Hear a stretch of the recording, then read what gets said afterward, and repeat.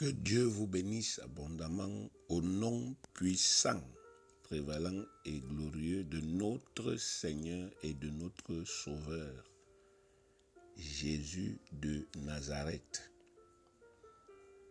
Je suis Abraham Nganké, apôtre du Seigneur Jésus-Christ, serviteur fidèle et dévoué de notre Rédempteur, affecté au ministère de la réconciliation.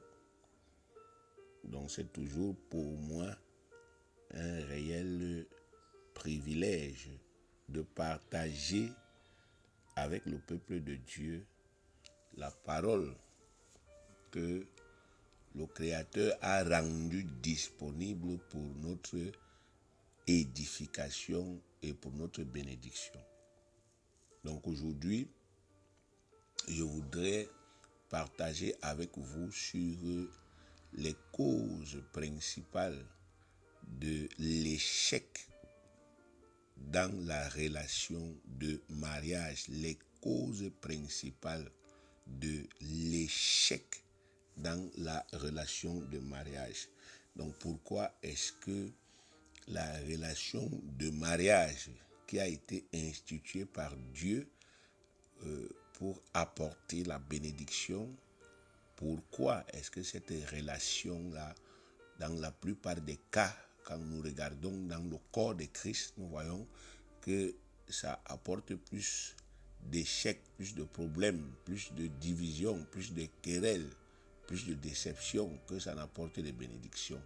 C'est ce que nous allons voir ensemble, parce que il est important que nous puissions identifier l'adversaire lorsqu'il a réussi à s'infiltrer dans les choses que notre Père a instituées. Le mariage est une institution de Dieu. Quand on dit que Dieu a institué quelque chose, ça veut dire que Dieu, n'est-ce pas, a inventé cette chose. Il a inventé cette chose. Il a conçu cette chose dans son intelligence, dans sa pensée. Et il a, n'est-ce pas, établi cela. Il a amené cette chose en manifestation. Donc Dieu a inventé le mariage. Dieu a conçu le mariage dans sa pensée, dans sa tête. Et Dieu, n'est-ce pas, effectivement, a établi le mariage. Lorsque nous lisons, n'est-ce pas, effectivement, la création dès le début, nous voyons déjà à l'intérieur que même la création nous montre que Dieu a conçu le mariage. Parce que la Bible dit dans Genèse 1, verset 27, que Dieu créa mâle et femelle. Donc Dieu créa un homme et une femme, deux sexes différents. Donc déjà là, ça nous montre que la création n'est pas le produit du hasard. Ce n'est pas le produit, n'est-ce pas, du désordre. La création n'est que la matérialisation de ce qui a déjà été pensé. La création n'est que la matérialisation de ce qui a été pensé. Souvenez-vous de l'interprétation droite et exacte de Jean chapitre 1, le verset 1. Au commencement était la parole. La Bible nous enseigne qu'à l'origine de tout, il y a d'abord la parole, c'est-à-dire la sagesse et l'intelligence conceptuelle de Dieu. La sagesse que Dieu a, l'intelligence qu'il a de concevoir des choses. C'est ça qui est à l'origine de tout. Même le mariage est une conception de Dieu. Donc il y a une sagesse de Dieu qui a présidé à la manifestation, à la création du mariage. Et bien aimé, nous devons le savoir, parce que, bien aimé, c'est par là, n'est-ce pas, que l'adversaire s'infiltre. Et parfois, nous ne sommes pas capables de pouvoir le discerner, parce que en réalité, nous ne voyons plus les choses telles que Dieu le veut. Vous savez, la Bible dit dans Romains 11, 29, car Dieu ne se répand pas de ses dons et de son appel. Dieu ne se répand pas. Se repentir ici veut dire regretter. Dieu ne regrette jamais ses dons et son appel. Dieu ne reprend jamais ses dons et son appel. Vous devez connaître Dieu, parce qu'il est un être à part, comme nous l'avons vu pour ceux qui ont fait la formation lors du 5e module. Nous avons vu que Dieu est un être à part, un être que nous devons connaître parce qu'il est quelqu'un à part. Il est différent des autres êtres qui existent. Et à travers sa parole, il se révèle, donc il se fait découvrir. Alors il dit ici dans Romains chapitre 11, le verset 29, car Dieu ne se répand pas de ses dons et de son appel. Donc alors, pourquoi est-ce que Dieu me donne la bénédiction du mariage et maintenant dans la réalité, je me retrouve en train de vivre la malédiction dans le mariage? Je me marie parce que je veux vivre la bénédiction, parce que je lis, n'est-ce pas, la parole de Dieu, et puis la parole de Dieu met en lumière les bénédictions qu'il y a dans le mariage. Donc c'est ça qui me motive. Mais maintenant, quand je me marie, pourquoi se fait-il que je vive autre chose? Voilà ce que nous allons essayer de voir ensemble. Alors, nous allons commencer par la définition. C'est quoi le mariage? Le mariage, bien aimé, c'est un engagement. Un engagement que deux enfants de Dieu. Donc, je parle du mariage selon Dieu parce que je m'adresse à des nés de nouveau. Je ne m'adresse pas, n'est-ce pas, aux non-nés de nouveau. Je m'adresse à des nés de nouveau qui ont déjà une certaine connaissance de Dieu et du Seigneur Jésus-Christ, qui connaissent déjà le Saint-Esprit, qui connaissent la parole de Dieu. C'est à eux que je m'adresse. Je ne m'adresse pas à des païens, je ne m'adresse pas à des gens qui sont totalement étrangers à la parole. Alors, le mariage chrétien, c'est un engagement entre deux enfants de Dieu, nés de nouveau et de sexes différents. Un engagement qu'ils prennent pour fonder un foyer, pour vivre ensemble dans ce foyer, pour vivre dans l'amour dans ce foyer et pour servir Dieu au sein de ce foyer. C'est ça le mariage. Donc vous avez deux enfants de Dieu qui sont déjà nés de nouveau, qui sont de sexes différents, qui sont majeurs, ça va de soi, parce qu'on ne se marie pas avec les enfants. Donc deux personnes qui sont majeures, qui sont de sexes différents, ce sont déjà des nés de nouveau, n'est-ce pas, effectivement? Et ces deux personnes-là prennent donc la décision, l'homme et la femme, ils prennent une décision libre de vivre ensemble, d'abord de fonder un foyer, c'est très important, de fonder un foyer et de vivre ensemble au sein de ce foyer-là. Et, n'est-ce pas, effectivement, de vivre dans l'amour au sein de ce foyer-là et de servir Dieu au sein de ce foyer-là. Donc, voilà, bien aimé, ce que c'est que le mariage. Donc, à la base du mariage, il y a un engagement. Voilà. C'est par là-bas qu'il faut commencer à aller chercher. À la base du mariage, il y a un engagement. Beaucoup vont me dire que mais est-ce qu'Adam a pris l'engagement? Bien aimé, vous ne lisez pas la Bible. La parole de Dieu nous enseigne que dans le cas d'Adam, Dieu a d'abord fait cohabiter Adam avec les animaux. Quand vous lisez Genèse chapitre 2, Dieu a fait cohabiter Adam avec les animaux pour voir comment Adam les appellerait. Donc il voulait voir si Adam va trouver qu'un animal est compatible à lui sur le plan de l'amour, sur le plan sexuel, sur le plan relationnel. Et Adam a vécu avec les animaux, mais Adam a conclu qu'il n'y a aucun animal que lui il peut épouser. Il n'y a aucun animal avec lequel il peut vivre une relation de mariage. Il n'y a aucun animal avec lequel il peut vivre une relation sexuelle. Il a conclu comme ça.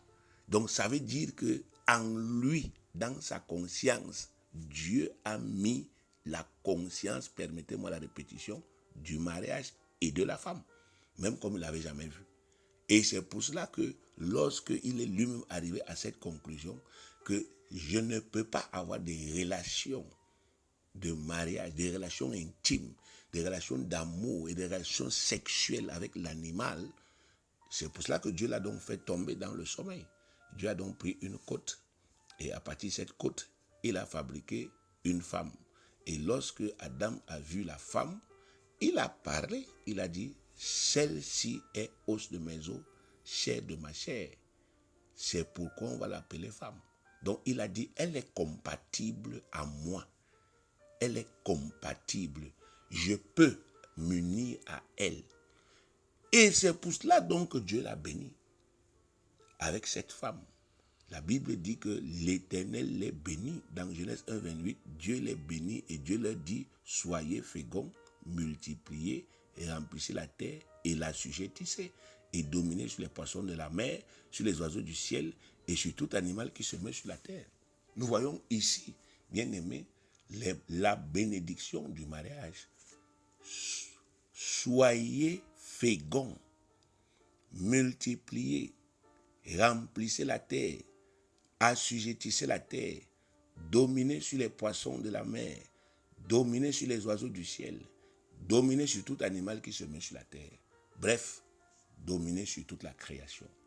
Donc nous voyons ici que l'Éternel confère le pouvoir de dominer à l'homme et à la femme qu'il a béni comme étant le premier couple.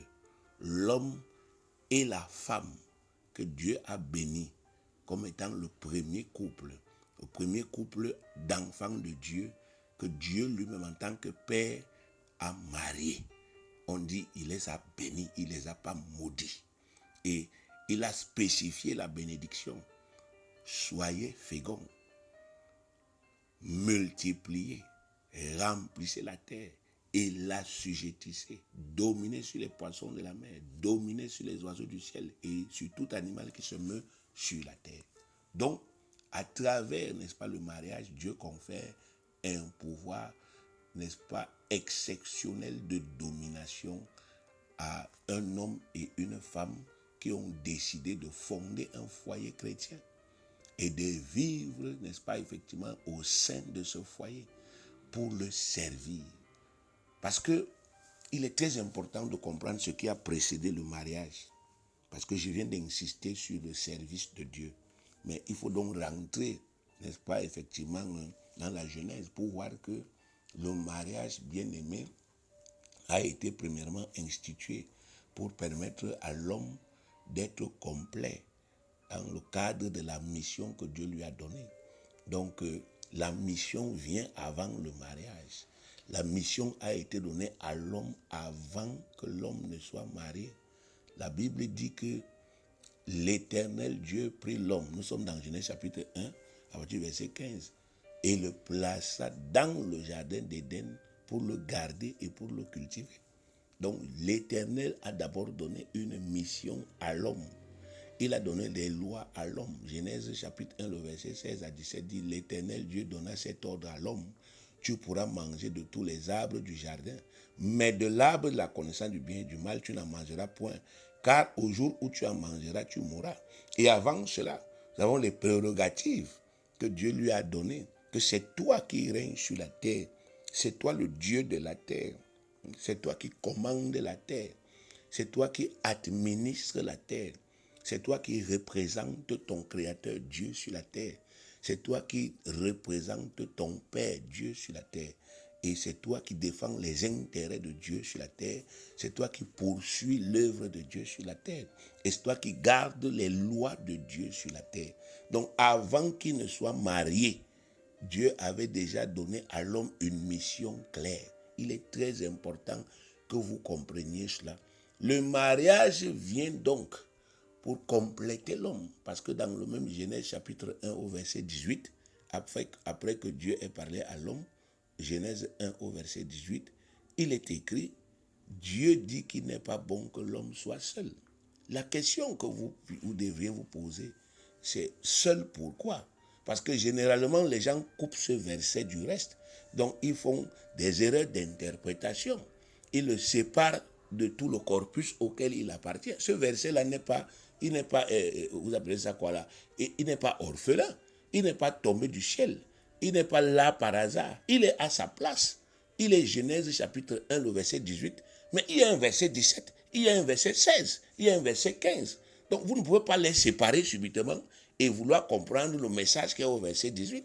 Le verset 18 dit qu'il n'est pas bon que l'homme soit seul pour faire tout ce que Dieu vient de dire en haut là. Il n'est pas bon qu'il soit seul pour faire ça. Il lui faut donc quelqu'un pour l'aider à faire ce que Dieu lui a dit de faire. Voilà, bien aimé, là où Dieu il exprime clairement, n'est-ce pas, la raison pour laquelle lui a institué le mariage. C'était pour permettre que un homme et une femme puissent s'unir, hein, et qu'ils puissent, n'est-ce pas, effectivement, créer un foyer et qu'ils puissent, n'est-ce pas, effectivement, servir Dieu au sein de ces foyers. Et c'est pour cela que Dieu a conféré une telle bénédiction exceptionnelle à ce qu'on appelle le mariage. En réalité, il y a un grand homme de Dieu qui a dit le mariage c'est la paire de puissance. La paire de puissance, parce que vous êtes deux.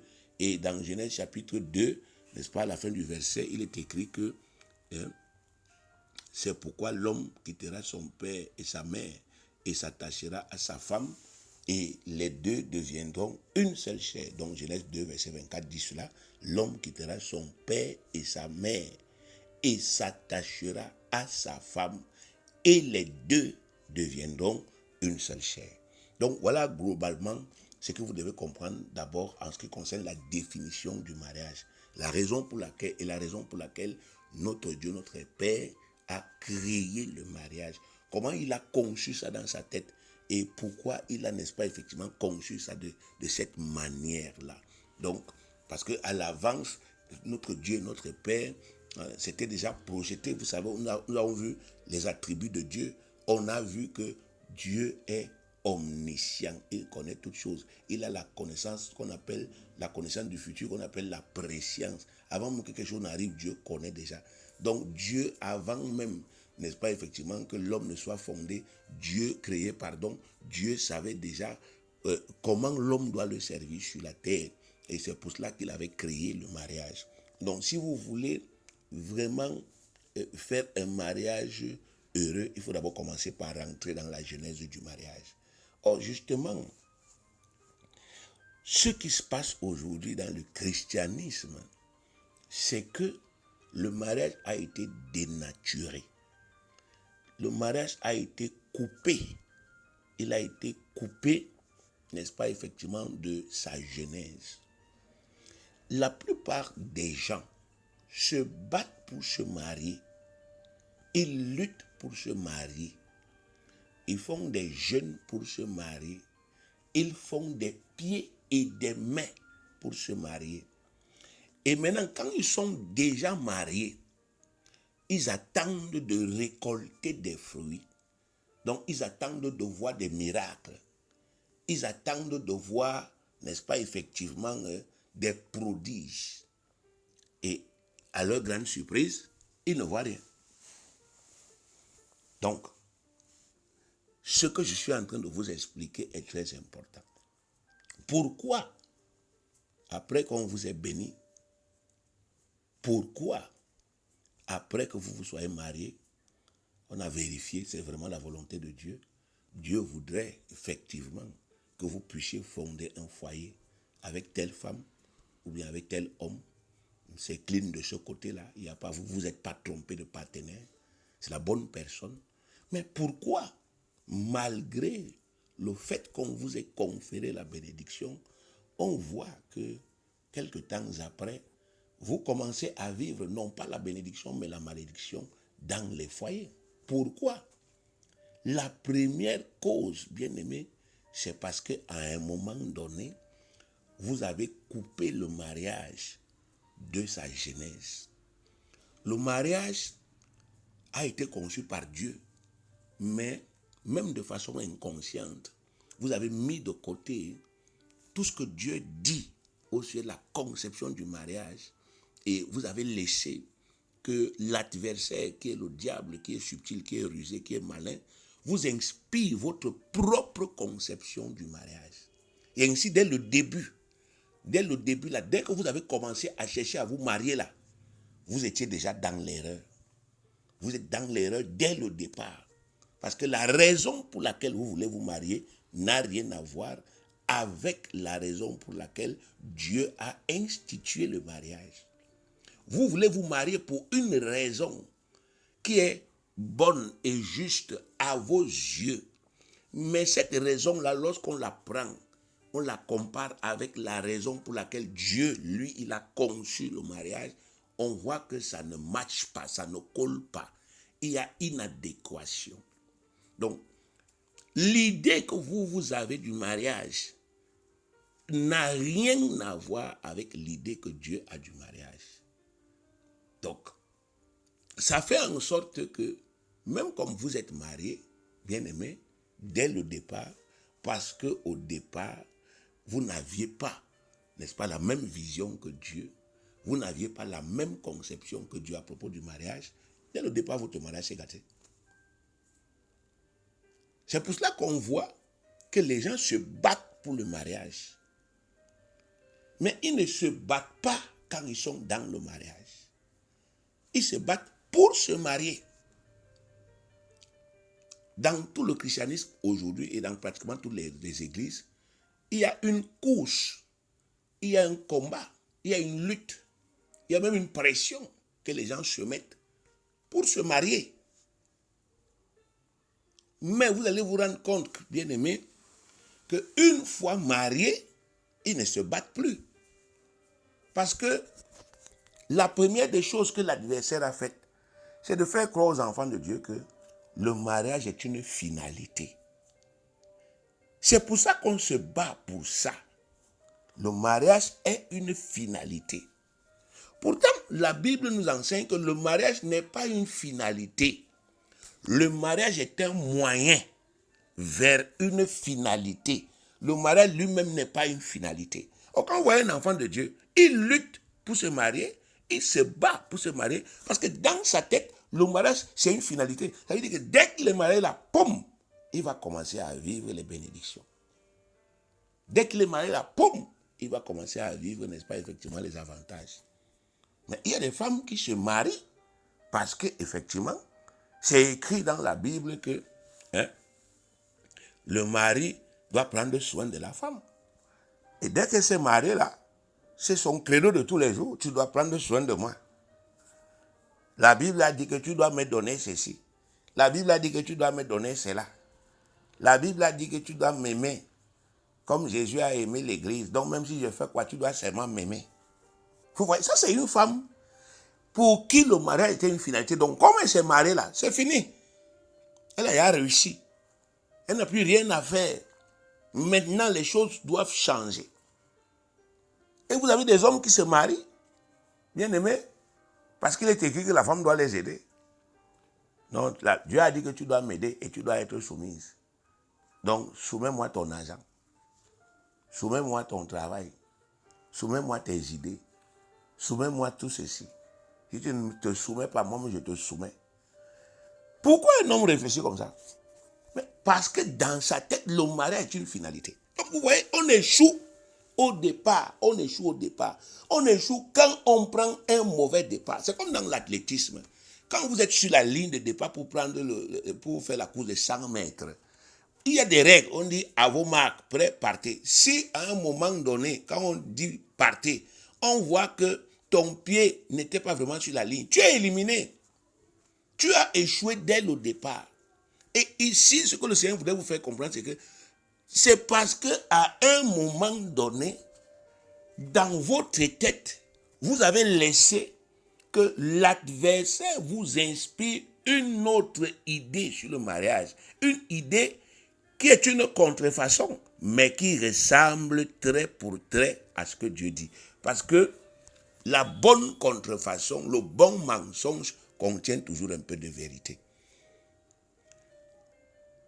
Si les enfants de Dieu comprenaient que le mariage est un moyen pour une fin, le mariage, c'est un moyen qu'on te donne pour arriver quelque part, alors, bien aimé, les enfants de Dieu allaient changer leur manière de voir.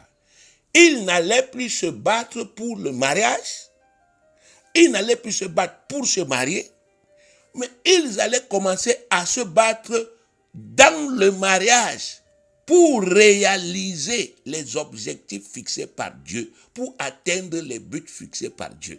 Dieu a fixé des buts. Et il a dit que pour atteindre les buts là, l'homme, n'est-ce pas, effectivement, ne doit pas être seul. C'est ce qui est écrit. Il a besoin d'être aidé. Donc ça suppose que la vraie bataille, le vrai combat, la vraie lutte commence quand on se marie. Il faut commencer par harmoniser sa manière de voir les choses. Donc quand je me marie, j'entre dans le foyer, c'est fini. C'est terminé. Maintenant, je dois harmoniser ma tête, mes pensées, mes idées, mes croyances, ma vision avec ce que Dieu dit sur le foyer. Et je dois commencer à me battre jour après jour pour, n'est-ce pas, effectivement, atteindre ces objectifs-là avec les armes que Dieu m'a données dans le foyer. Quand je me marie, je commence une bataille. Je commence une lutte. Je commence un combat. Parce que je commence une nouvelle vie. Une vie de puissance. Mais qui a ses codes. Une vie de puissance. Une vie de domination. Une vie d'élévation. Une vie de dignité. Mais une vie qui a ses codes et ses conditions. Aussi longtemps que dans les foyers, les gens pissent sur les codes, sur les conditions, sur les lois.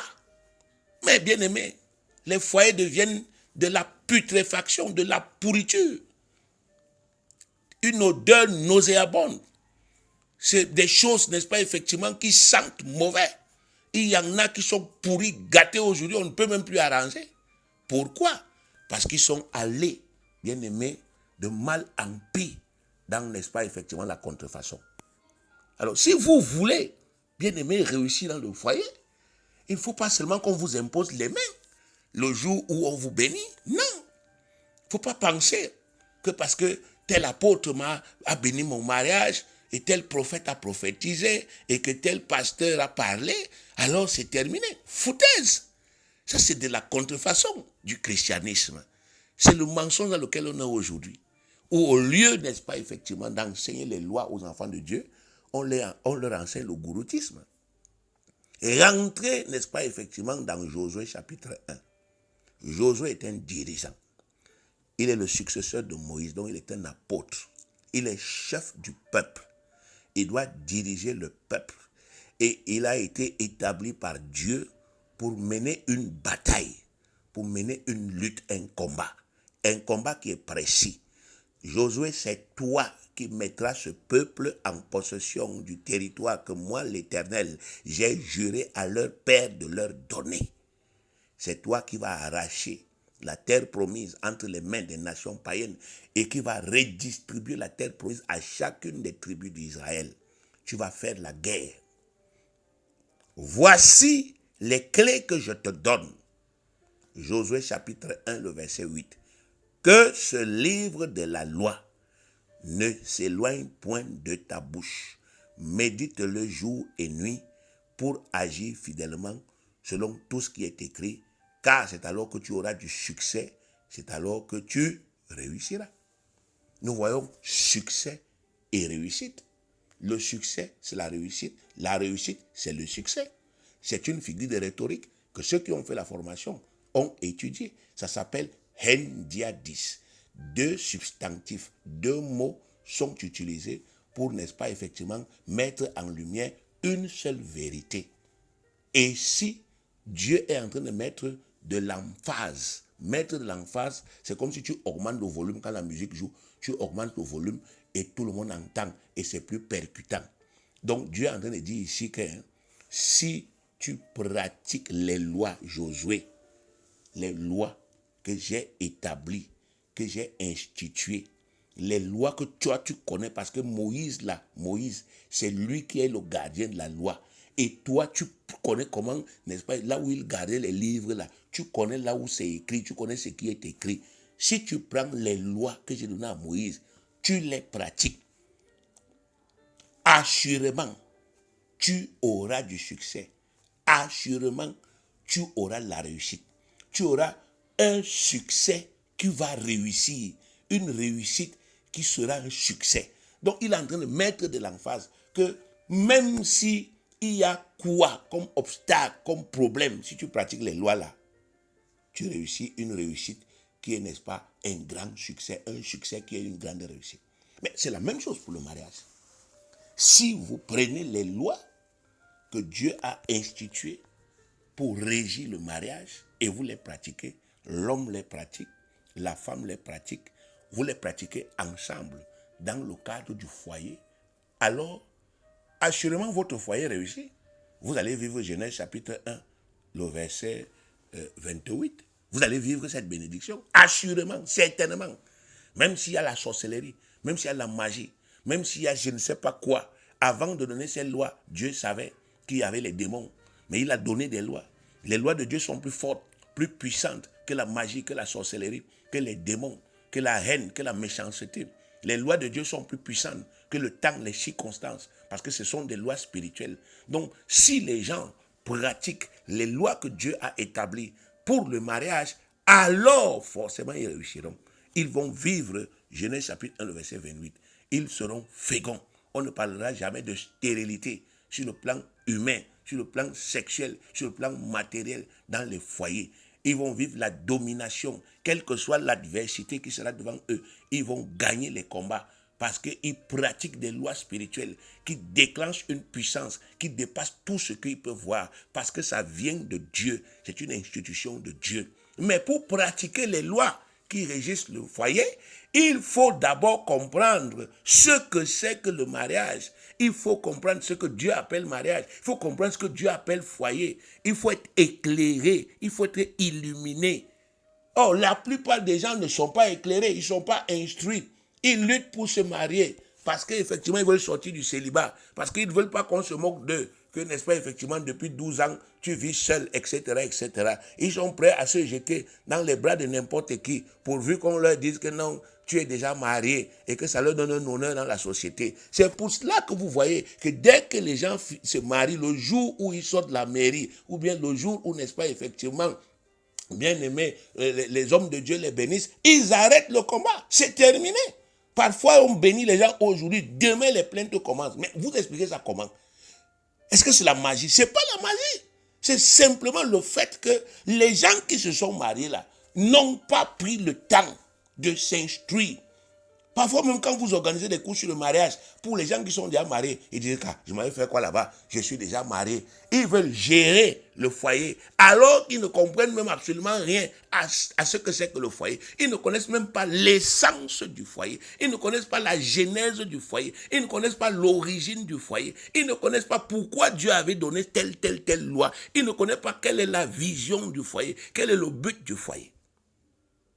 Aujourd'hui, comme il y a Internet, c'est quelqu'un, le mari se réveille, il se branche sur tel canal, il écoute tel pasteur qui est en train de dire non, si ta femme ne fait pas comme ça, c'est une mauvaise femme. Si ta femme ne fait pas comme ça, c'est une mauvaise femme. Le mari aussi, la femme aussi de son côté, elle branche aussi sa part d'internet, elle aussi là-bas. Un bon mari, n'est-ce pas, doit construire, n'est-ce pas, un paradis dans sa maison, parce que la femme est un ange. Si ton mari ne fait pas ceci, et c'est comme ça que ça tire à gauche, ça tire à droite. Les gens sont ballottés parce que l'adversaire utilise même la parole. Il utilise la parole de Dieu qui tord, donc il tord le sens pour tromper le peuple de Dieu.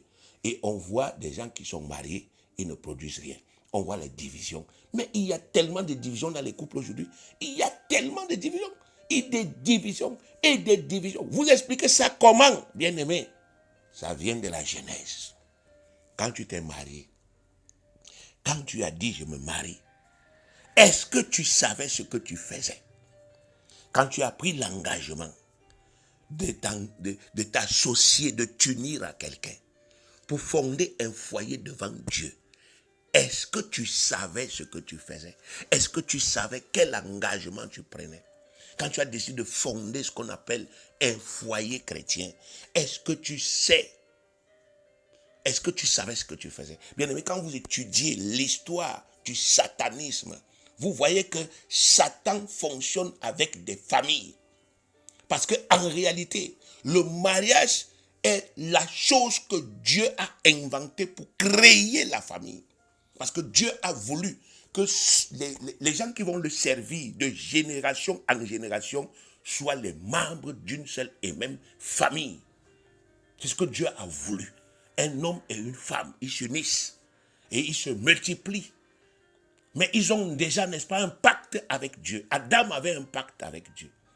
Ève avait un pacte avec Dieu. Ils se multiplient donc. Et au sein de cette famille, la première chose qu'ils font, c'est enseigner à leurs enfants le pacte qu'eux-mêmes ils ont avec Dieu. Regardez comment Dieu s'est engagé envers Abraham. Il a dit, je suis le Dieu d'Abraham, d'Isaac et de Jacob. Mais Isaac là est né de la relation de mariage avec Sarah. Jacob est né de la relation de mariage, n'est-ce pas, effectivement, avec Isaac avec Rebecca. Donc, Dieu est le Dieu du mariage. Mais le mariage a été inventé pour un but. Et quand vous voyez le monde des ténèbres, vous voyez effectivement que ces gens-là, ils utilisent ça, mais dans le sens inverse. Ici, sur la terre, il y a des grandes familles qui ont été fondées par les gens nés de la semence du serpent.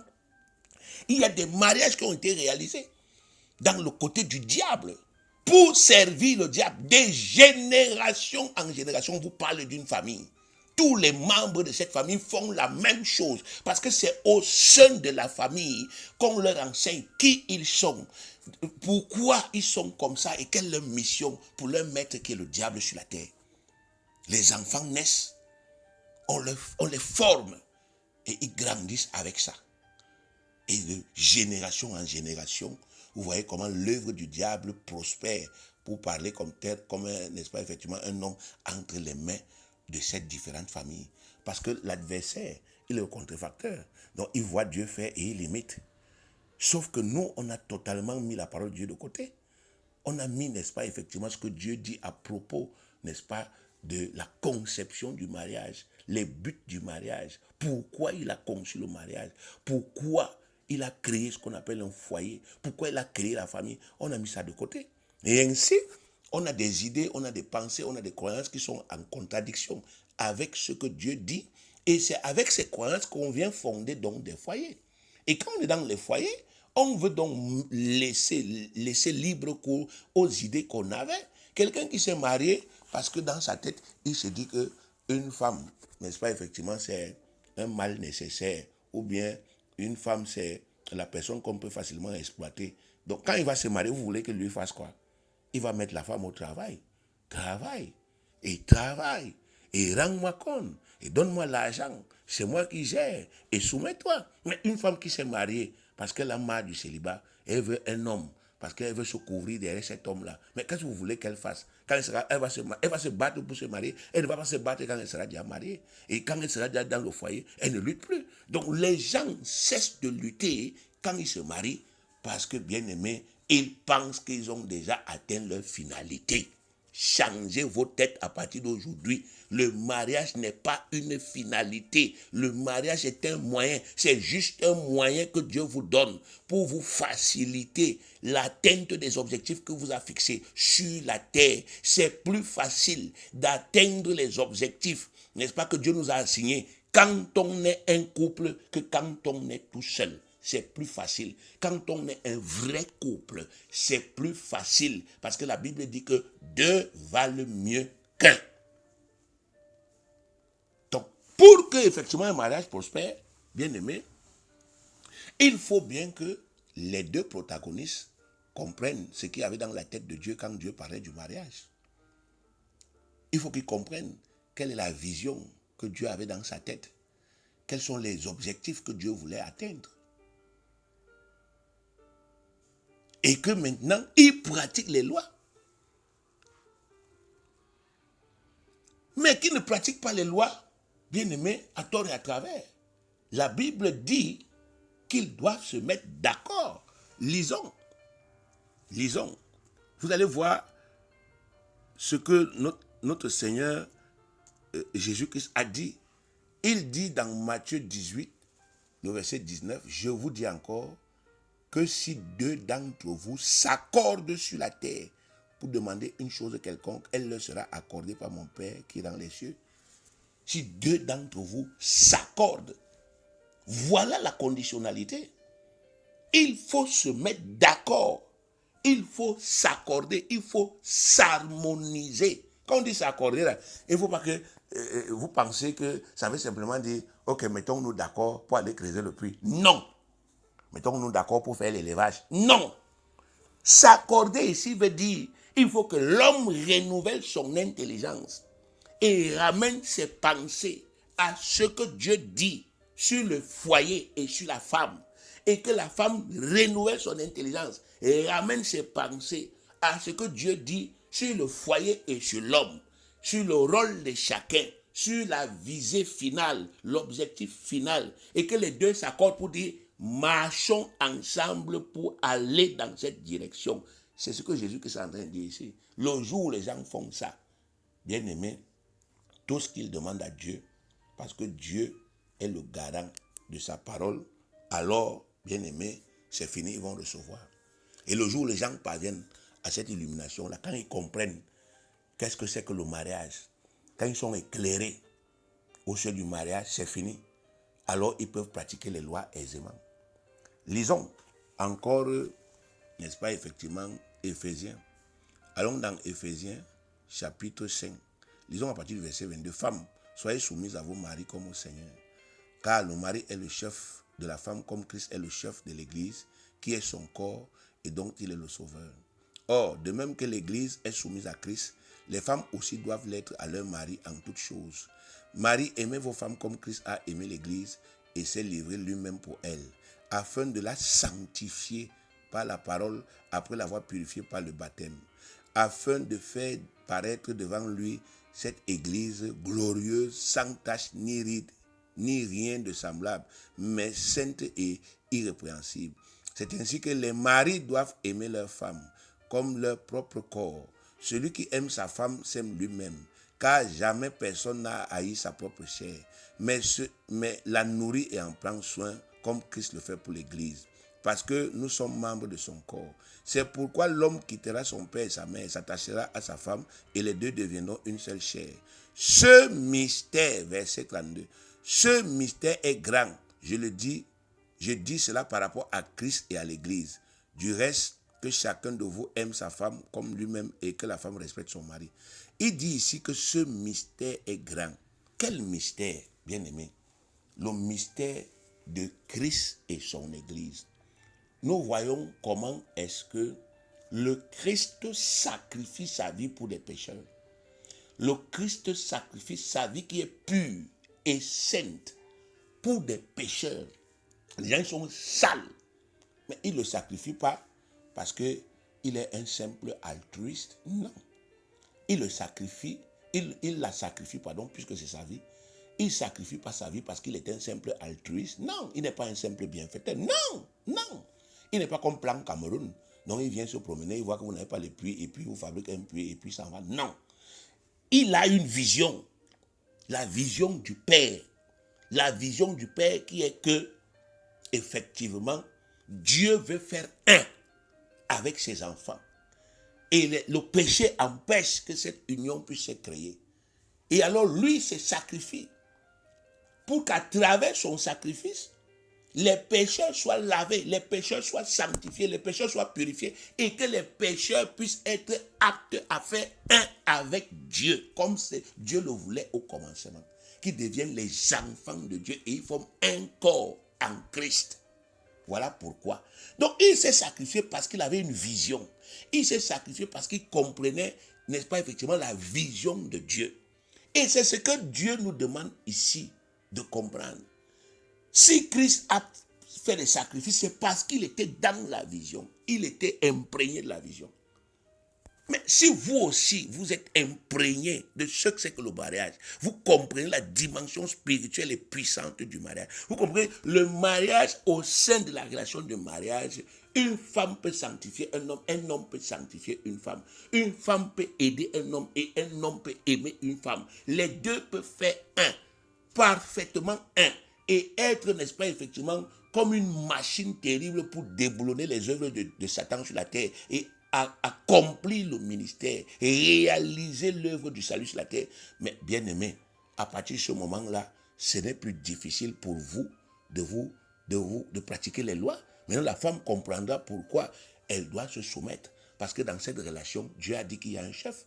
Et le chef qui est là comprendra pourquoi il doit aimer sa femme comme sa propre chair. Parce qu'elle fait partie de lui. Elle est impliquée en lui.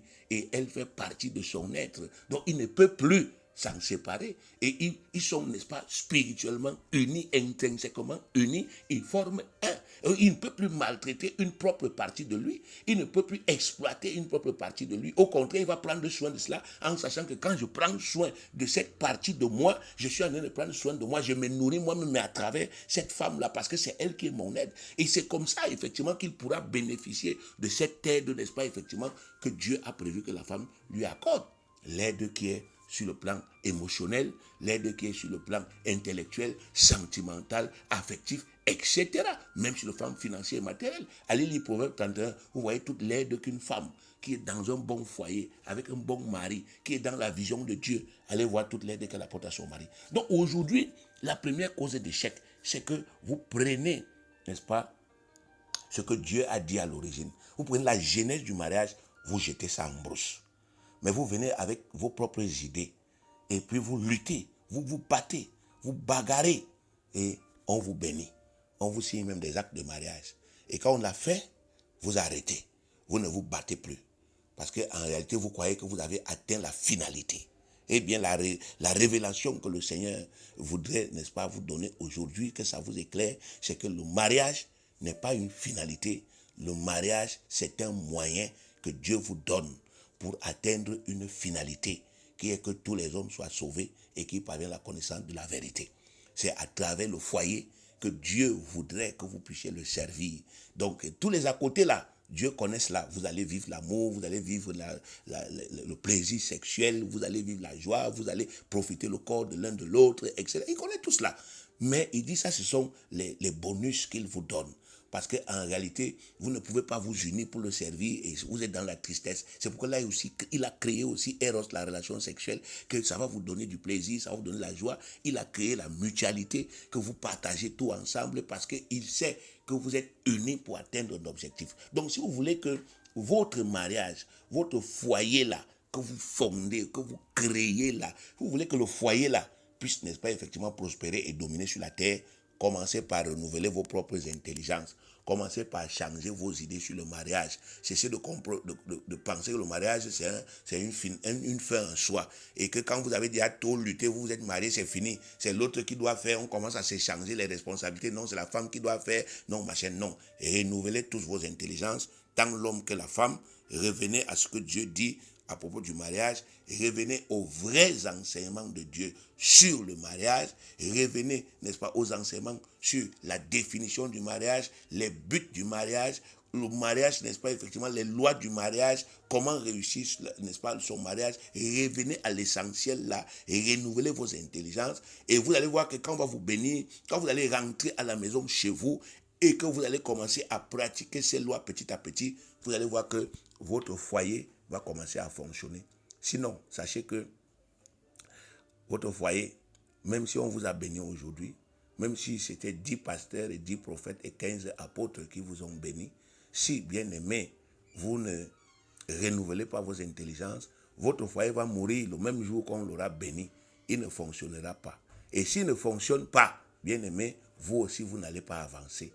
Vous n'allez pas être heureux, vous n'allez pas être épanoui pour la simple et l'unique raison, que vous avez pris la décision de vivre au sein d'un foyer. Donc votre bonheur dépend de ce foyer-là. Si vous le tuez, il meurt avec votre bonheur, il meurt avec votre paix, il meurt avec votre joie, il meurt, n'est-ce pas, effectivement, avec vos grâces. Donc vous devez comprendre ça et renouveler vos intelligences. Ne pas être orgueilleux, ne pas être prétentieux, ne pas être téméraire, ne pas persister dans le mal alors que le Seigneur s'est déjà révélé à vous. Donc je prie vraiment Dieu qu'il vous éclaire, vraiment bien-aimé, qu'il vous éclaire, parce que je crois que Dieu croit en nous. Je crois que Dieu a la foi en nous et croit que nous pouvons, parce que nous avons son esprit est notre capacité. Nous pouvons comprendre sa parole, nous pouvons comprendre ces choses, nous pouvons comprendre ces institutions, nous pouvons comprendre le mariage si nous acceptons de renouveler nos intelligences et nous pouvons, bien aimé, fonder des foyers qui sont des vrais foyers chrétiens et vivre, bien aimé, n'est-ce pas, effectivement, au sein de ces foyers, comme Dieu attend que nous vivions, et réaliser à partir de ces foyers l'œuvre à laquelle Dieu nous a appelés. Que Dieu vous accorde, n'est-ce pas, effectivement, une pleine conviction et un grand éclairage sur ce sujet. Au nom de Jésus-Christ, soyez bénis.